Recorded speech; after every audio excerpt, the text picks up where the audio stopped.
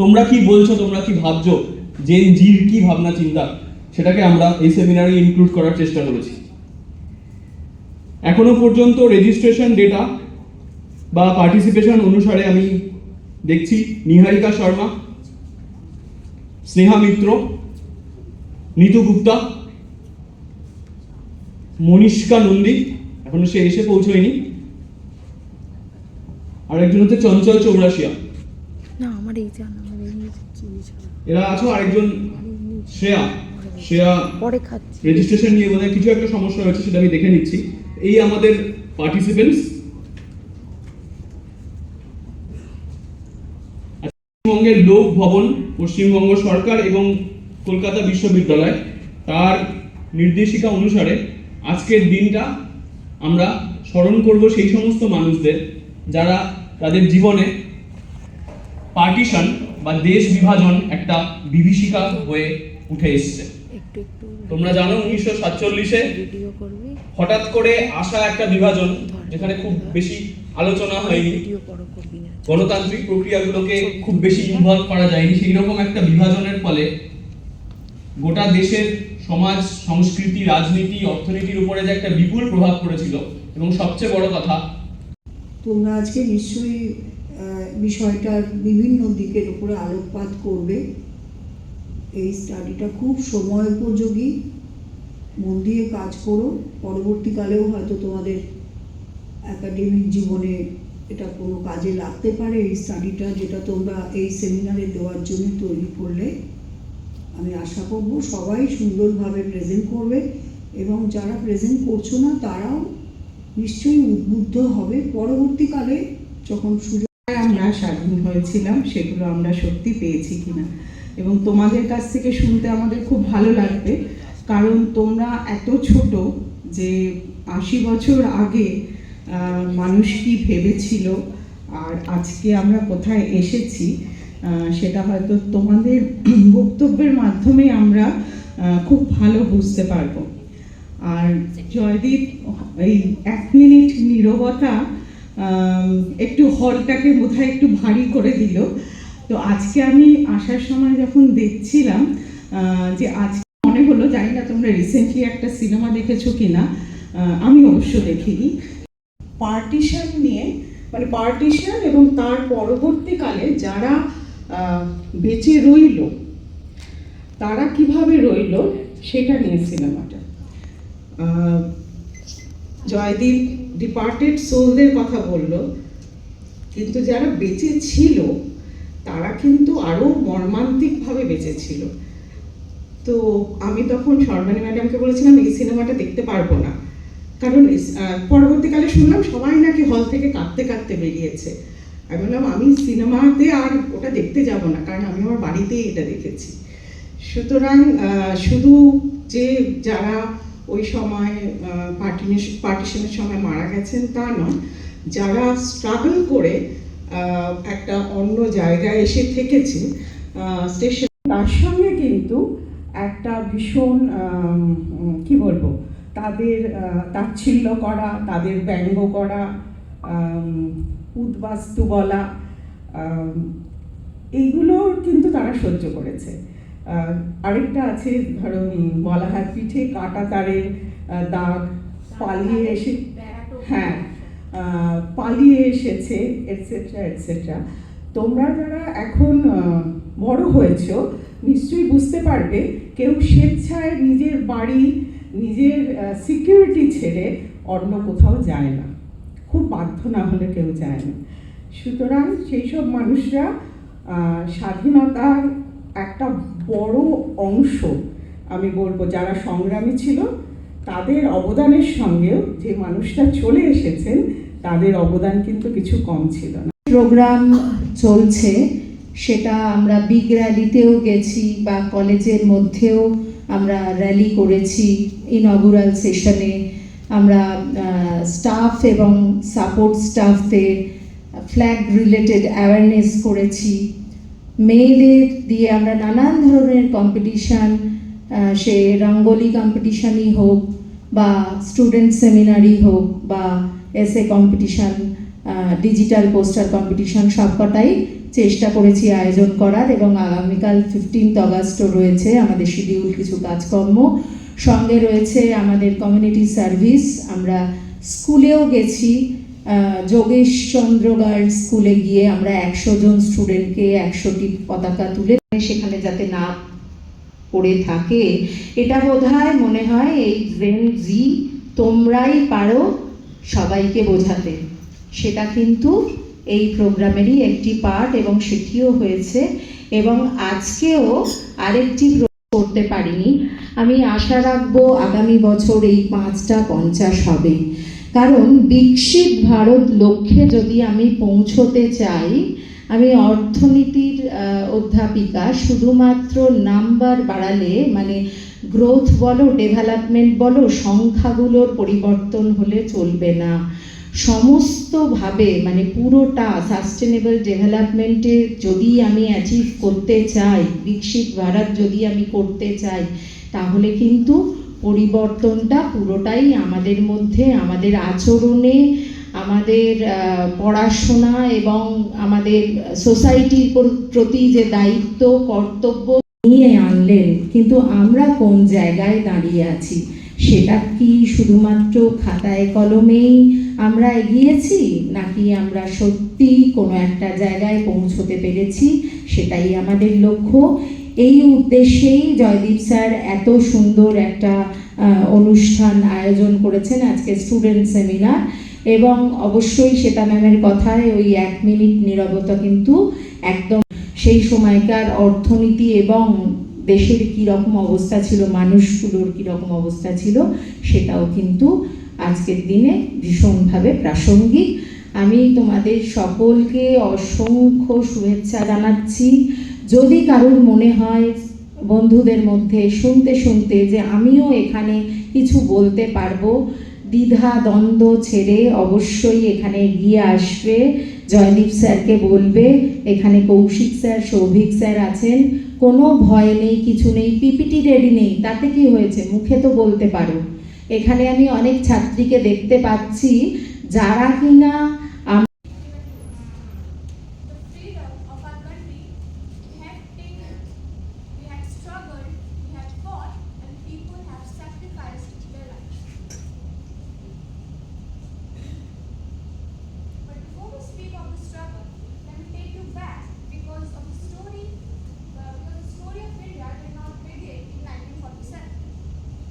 Our nation that once was known as Toliki Chiria, we come from a civilization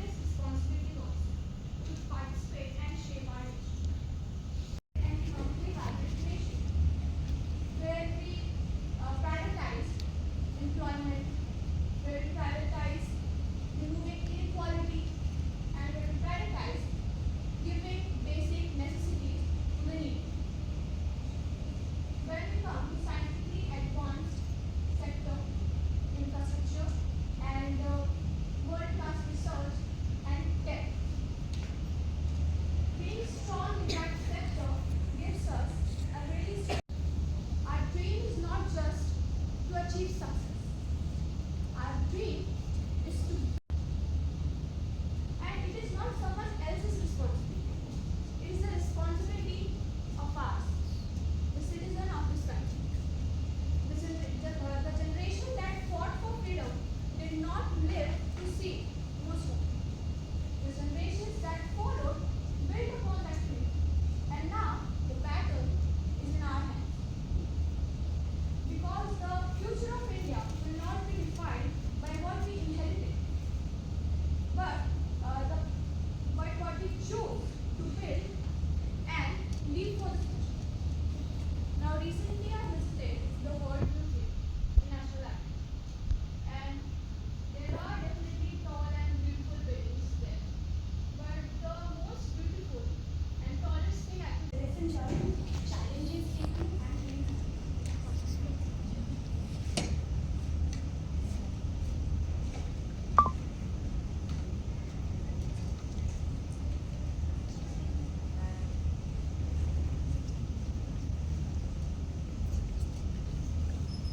Now I would like to begin the seminar with the question, what does independence actually mean? Can any of you tell me what does independence actually mean?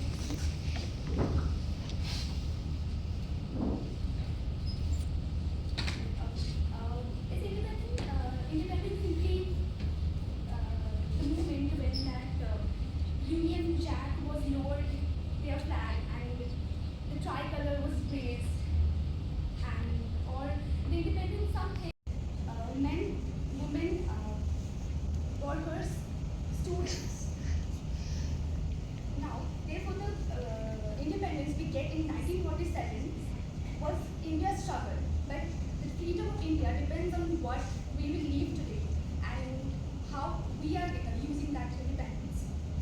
The responsibility of every citizens, or you can say the responsibility of youth.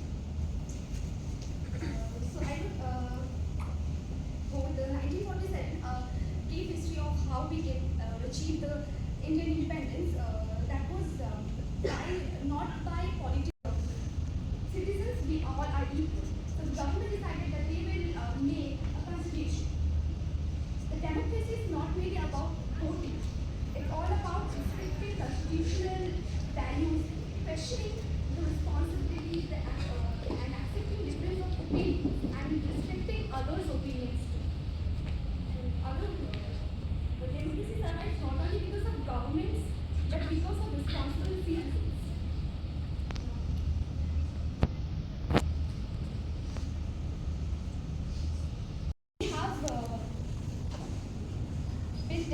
We have built democratic institutions, expanded education, developed scientists and technologies capability. Loving India also means that having the courage to improve. Time is over. Video on করে গেছে কেন? তুই video on O video তুই আজকে আমার Indian independence national land changes facing and green এজেন্ডের বিষয়ে বক্তব্য রাখবো। আমার নাম নিতু গুপ্তা, আমি ফার্স্ট সেমিস্টার এডুকেশন অনার্সের ছাত্রী।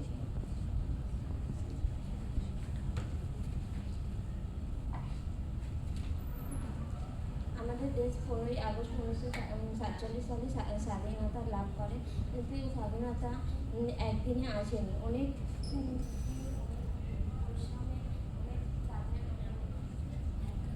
স্বাধীনতা সংগ্রামীদের পরিশ্রমে এই দেশ স্বাধীনতা লাভ করে এবং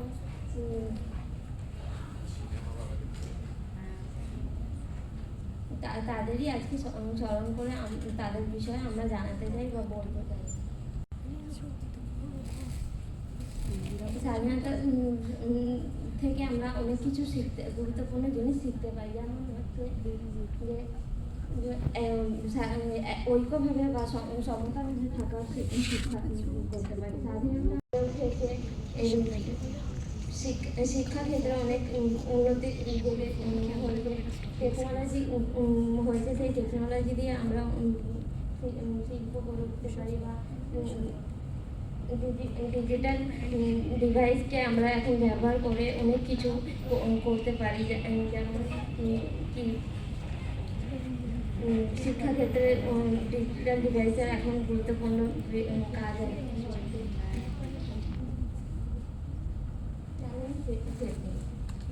আমাদের দেশ শুধু স্বাধীনতাই লাভ করেনি, এখন সামনে বর্তমানে অনেক কিছু চ্যালেঞ্জকে ফেস করতে হয়, যেরকম হচ্ছে দারিদ্রতা বা অর্থনৈতিক বৈষম্য, শিক্ষা সমতা সবার কাছে পৌঁছায়নি এখনো পর্যন্ত, পরিবেশ দূষণ হচ্ছে, লিঙ্গ বৈষম্য রয়েছে। এইসব চ্যালেঞ্জগুলোকে আমাদের ফেস করতে হচ্ছে বা করতে হবে সামনে।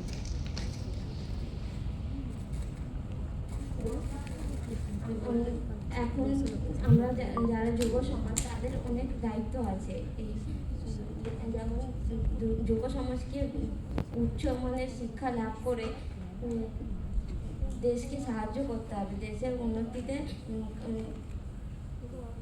পার্টিসিপেট করতে হবে। এটা প্রত্যেক নাগরিকের কর্তব্য।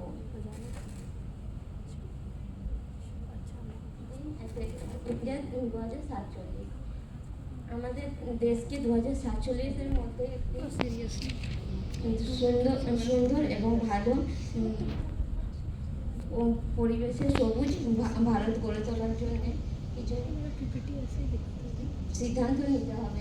যেরকম হচ্ছে যে সবুজ এবং সুন্দর ভারত গড়ে তুলতে হবে, প্রত্যেকের মধ্যে শিক্ষা সমতা আনতে হবে, টেকনোলজিকে আরও বাড়িয়ে দেশকে উন্নতিতে নিয়ে যেতে হবে এবং সবার কাছে যাতে শিক্ষা সমানভাবে যায় সেই দিককে দেখতে হবে।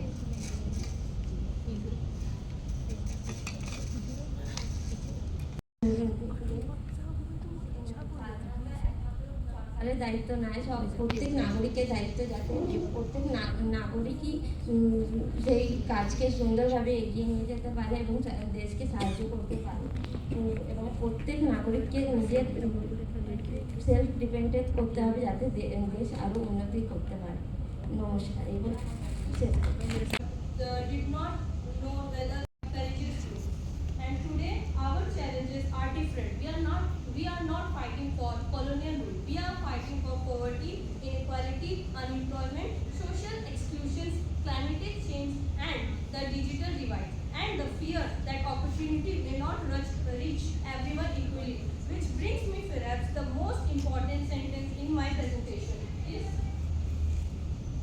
freedom gave us opportunity, it didn't give us guarantee equality. When India became independent, cities but leaves community behind, our journey is unfinished, and that brings us to India for today. India is changing. We are no longer an economic that consumes. We are increasing, becoming an economic that creates. Indian economic is now close to $4 trillion, and the World Bank reports strong economic growth. But our economic dream cannot stop at GDP. We need jobs, we need manufacture, we need entrepreneurship, we need innovation that create opportunity beyond a few major cities. So, at the next revolution, we will even bigger: artificial intelligence, digital public infrastructure, advanced manufacturing, biotechnology, clean engineering, space technology. But here too, we must remember our lesson from independence. Technology must create freedom, not a few form of inequality. If technology becomes to only of those who can afford it, 2047 should be the year show the world that it came from the freedom. So, Uday Mena, greater things are achieved through efforts, not mean through by dreaming. Thank you. Jai. First thing that pops up in our mind is college, and today I'm going to ask you one slightly different question. What does freedom mean to all of us? Is it only the freedom from the colonial rule, or is it the freedom and the responsibility to build what kind of country we want to be? Well, with this, my presentation, I would look up to 3 things. What have we learned from our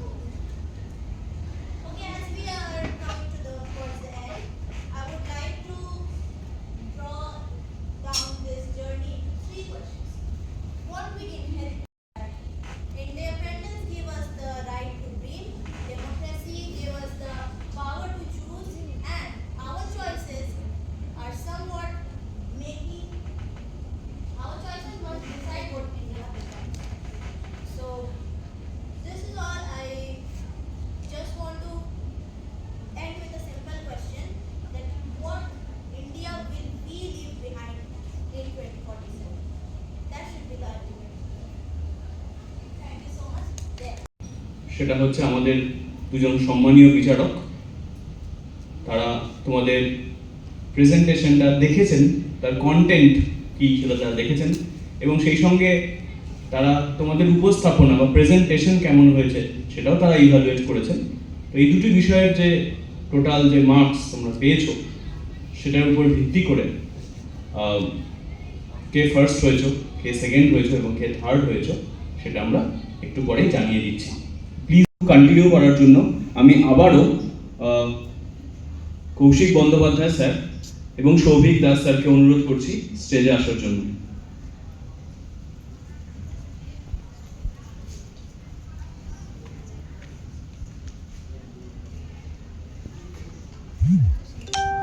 আপনারা please একটু বসুন।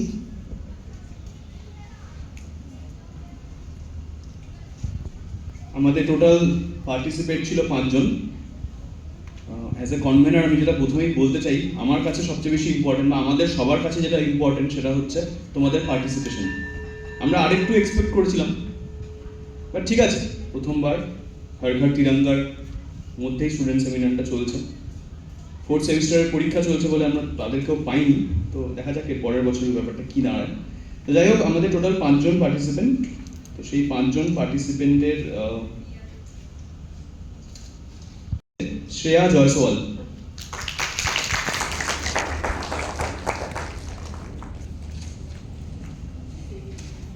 Jaiswal, department of ফিজিক্সের, এবং সে 7th সেমিস্টারের student. So congratulations Shreya. Next second হয়েছে চঞ্চল চৌরাশিয়া, ও 7th সেমিস্টারের student, department of commerce. Congratulations. এবং third হয়েছে নিতু গুপ্তা, সে 1st সেমিস্টারের স্টুডেন্ট, নতুন ভর্তি হয়েছে, অত্যন্ত উৎসাহী মেয়ে, ছবি তুলছে আমাদের, এবং সে ডিপার্টমেন্ট অফ এডুকেশনের স্টুডেন্ট। তোমাকেও কনগ্রাচুলেশনস। এবং অবশ্যই বাকি আমাদের যে 2 পার্টিসিপেন্ট ছিল নিয়ে এসে এই সেমিনারে পার্টিসিপেট করেছে, তো সবাইকে ধন্যবাদ। তো এই শেষ পর্বে যেটা থাকে সেটা হচ্ছে যারা প্রাইজ পেয়েছো তোমরা 3 জন চলে এসো, তোমাদের সঙ্গে একটা ছবি আমরা তুলবো। স্যার আপনি একটু আসুন, তাহলে আমরা সবাই মিলে এই ছবি তুলব। এবং পাঞ্জাবের যে অবস্থা ছিল সেটা হয়তো চট করে বুঝে উঠতে পারবে না। তোমরা কিছু গল্প শুনেছো, কিছু ইতিহাসে পড়েছো, কিছু পূর্বপুরুষদের কাছ থেকে শুনেছো, বা তোমাদের পাঠ্যক্রমের মধ্যে দিয়ে যাওয়ার সময় কিছু জেনেছো। তা এই পরিস্থিতির মধ্যে আজকে এখানে আমরা যারা উপস্থিত রয়েছি, তোমাদের শিক্ষকদের পক্ষ থেকেও যারা উপস্থিত রয়েছি, দেশভাগের যন্ত্রণাটা, কষ্টটা আমরাও দেখিনি, কিন্তু আমাদের বাড়িতে বাড়িতে এমন মানুষেরা ছিলেন যাদের আমরা প্রত্যক্ষ সংস্পর্শে এসেছিলাম বা এসেছি। তাদের মধ্যে অনেকেই, একটা বড় অংশ, তারা দেশভাগের কষ্ট, দেশভাগের সমস্যা এবং যে রাজনৈতিক বলো, সামাজিক বলো, অর্থনৈতিক বলো, ছিন্নমূল হবার যে কষ্টটা, সেটা তারা বোধ করেছিলেন, অনুভব করেছিলেন। তা সেটাকেই স্মরণ করবার জন্য 15ই আগস্ট স্বাধীনতা দিবস আমাদের কাছে অত্যন্ত আনন্দের দিন। তার আগে এই যে কষ্টের যে দিনটা, সেই কষ্টের দিনটাকে আমরা স্মরণ করছি। এবং যেটা আমার খুব ভালো লাগলো, 5 জন পার্টিসিপেন্টকে আমি পেয়েছি এখানেতে। আমি সৌভিক স্যার, আমরা দেখছিলাম তোমাদের মধ্যে 2-3 জনের প্রেজেন্টেশন অত্যন্ত ম্যাচিওর, তারা আরো ভালো করেও করতে পারবে। এবং 1-2জনকে দেখেছি যে যাদের সম্ভাবনা রয়েছে, একটু নিজেদের নার্চার যদি করো তাহলে কিন্তু আরো বেটার পারফরমেন্সের দিকে যাবে। তা অংশগ্রহণ না করলে পরে তো এটা জানতে পারতাম না আমরা। ফলে আমরা এখান থেকেও কিন্তু ভবিষ্যতে কলেজের পক্ষে যারা কলেজের স্পোক্স পার্সন হয়ে উঠতে পারো, যে ছাত্রীরা, তাদেরকে কিন্তু আমরা পেয়ে যাচ্ছি এখান থেকে। ফলে এই অনুষ্ঠানটা শুধু যে এই সরকারি নির্দেশে করবার জন্য অনুষ্ঠান তা নয়, এটা কিন্তু অন্বেষণের অনুষ্ঠান। তোমরা অনেকেই কিন্তু একটা খুব রিচ সাইড হচ্ছে দেশভাগের যন্ত্রণাটা, তাকে নির্ভর করে বহু বিখ্যাত চলচ্চিত্র তৈরি হয়েছে। এবং আমার ধারণা, হয়তো ধারণাটা সঠিকই হবে, তোমরা যারা এখানে বসে আছো তাদের একটা বড় অংশই এই সময়কার চলচ্চিত্র সম্বন্ধে, এই সময়কার সাহিত্য সম্বন্ধে খুব বেশি কিছু জানো না, হয়তো জানার সুযোগও ঘটেনি। তা আমরা চেষ্টা করছি আজকে তারই মধ্যে একটি চলচ্চিত্রকে তোমাদের সামনে উদ্ধার করতে, প্রেজেন্ট করতে। সেটা কতটা তিক্ততা, কতটা মধুরময় এবং ভবিষ্যতে আমরা কি পেতে পারি, এই নিয়ে আজকে আলোচনা। স্টুডেন্টরা প্রত্যেকে পার্টিসিপেট করেছো, পার্টিসিপেশন একটা গুরুত্বপূর্ণ অংশ। এরকম কম্পিটিশনের ক্ষেত্রে ফার্স্ট, সেকেন্ড, থার্ড থাকতেই পারে। তো আশা করি যারা এই ক্রম তালিকায় আসতে পারলে না, ভবিষ্যতে নিশ্চয়ই তাদেরকে আমরা এই ক্রম তালিকায় দেখব এবং আরও সকলের পার্টিসিপেশন আমরা আশা করি। সকলে ভালো থাকুক, জীবন মঙ্গলময় হয়ে উঠুক। এবং আমাদের কলেজ থেকে যেন বিভিন্ন জায়গায় তারা পৌঁছে যায় কলেজের নাম উজ্জ্বল করার জন্য। যে কোনো আগামী দিনে আমরা বিশ্বাস করি এবং আমাদের আকাঙ্ক্ষা যে তোমরা প্রত্যেকে নিজের নিজের জায়গায় প্রতিষ্ঠিত হবে। কেউ অধ্যাপনা করবে, কেউ শিক্ষকতা করবে, কেউ প্রশাসনিক কাজে থাকবে, গবেষণা করবে। তো সেক্ষেত্রে এই ধরনের প্রতিযোগিতায় বা প্রেজেন্টেশনে তোমাদের অংশগ্রহণ করতে হবে। সেক্ষেত্রে কয়েকটি বিষয় একটু মাথায় রাখা দরকার। তোমরা প্রত্যেকে ভালো বলেছ, কিন্তু যেমন আমি এক কথা বলছি, তোমরা কিন্তু আমাকে দেখছো। সুতরাং তুমি যখন এখানে কোনো কিছু প্রেজেন্ট করবে, আমাদের প্রত্যেকের অ্যাটেনশন তোমার দিকে। সুতরাং তোমার অ্যাপিয়ারেন্স কিন্তু শুনতে প্রতি আমার আত্মবিশ্বাস, সেই আত্মবিশ্বাসটা যখনই থাকবে তখন কিন্তু আর তোমাকে দেখে বলার বিষয়টা থাকবে না। সুতরাং না দেখে বলা অভ্যাস করতে হবে, বিষয়টাকে আত্মস্থ করতে হবে এবং তোমার কণ্ঠস্বর, তোমার বলাটা এমন জায়গায় থাকবে,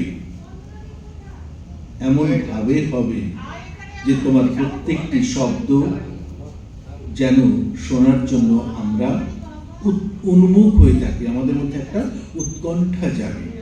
এবং এখন টেকনো জেনারেশন তোমরা,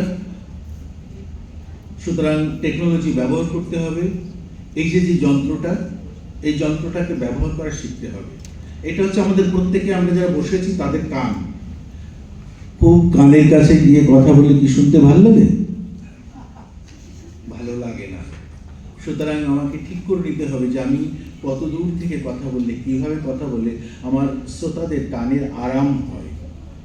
সুতরাং এই সমস্ত বিষয়গুলো নিয়ে ক্লাসে এটাকে একটু প্রশিক্ষণের ব্যবস্থা করেন, তাহলে আমাদের মেয়েদের মধ্যে যথেষ্ট সম্ভাবনা আছে, তারা অনেক দূর পৌঁছতে পারবে। এবং আমি আশা করব এখানে যারা উপস্থিত আছো ভবিষ্যতে যেন আরও উজ্জ্বল জায়গায় পৌঁছতে পারো, আমাদের কলেজের নাম যেন উজ্জ্বল হয়, তোমাদের ব্যক্তিগত জীবন যেন উজ্জ্বল হয়। ধন্যবাদ। আমি অনেক পরে এসেছি, সুতরাং তোমাদের আজকে স্টুডেন্ট সেমিনার বা প্রেজেন্টেশনটা শুনতে পাইনি, কিন্তু স্যারেদের কাছ থেকে যা জানতে পারলাম তোমরা যথেষ্ট এফর্ট দিয়ে এবং নিজেদের মনের ভাব প্রকাশ করার চেষ্টা করেছো। এবং কালকে আমাদের ৮০তম স্বাধীনতা দিবসের সন্ধিক্ষণে আমরা দাঁড়িয়ে আছি এবং আজকে যে এখানে দাঁড়িয়ে কথা বলছি, এই যে তোমরা ফ্রিলি এখানে আসছো এবং একটু পরে রিহার্সালও তোমরা করবে, সব কিছু আমরা স্বাধীনতা প্রাপ্তি হয়েছে বলেই কিন্তু করতে পারছি। সুতরাং এই দিনটার যে একটা বিরাট মাহাত্ম্য রয়েছে, এ কথা বলাই বাহুল্য। তাই এই দিনটার সন্ধিক্ষণে দাঁড়িয়ে